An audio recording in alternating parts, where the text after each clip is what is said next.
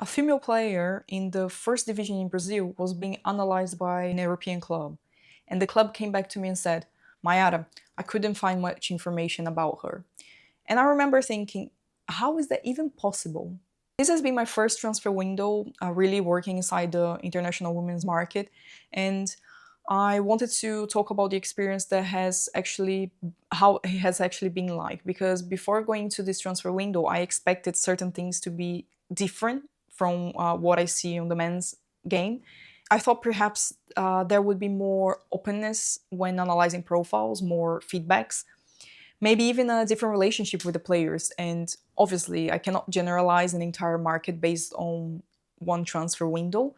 But one of the things that surprised me the most was how similar some of the behavior actually is. Clubs are receiving hundreds of profiles, scouts are being bombarded with messages, players are being offered from everywhere, and sometimes your player simply becomes another link sitting in somebody's inbox. I sent one player to a scout during the transfer window, and 4 weeks later I followed up.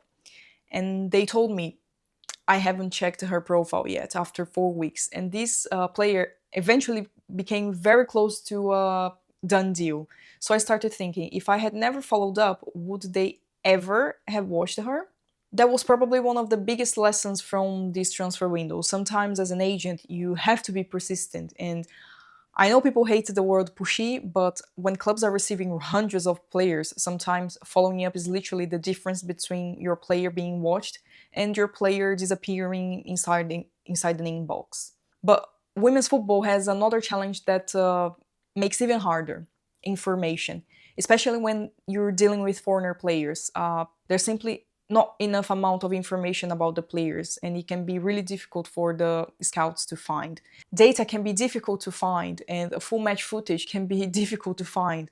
And sometimes even information, basic information, isn't easy for foreigner scout to access it. And I had a perfect example. A player competing in the top division in Brazil was being analyzed by a European club, and they came back to me saying, Mayara, I couldn't find much information about her. So how is that even possible? For me, that creates both a problem and an opportunity as well. The problem is obvious. A very good player can exist, but if nobody can find her, analyze her, or even understand her level internationally, she almost doesn't exist.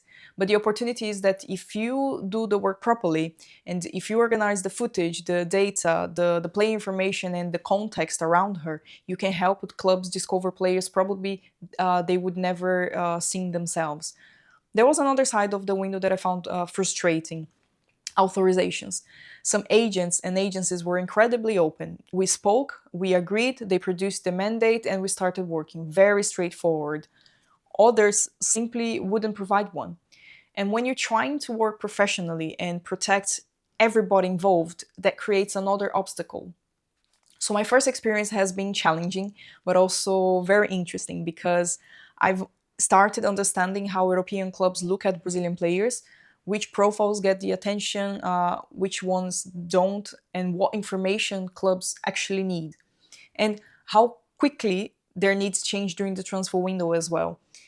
And that last point is exactly what I want to talk about the next video, because at the beginning of the window, almost every club I spoke seemed to be looking at the same positions. A few weeks later, they had completely changed.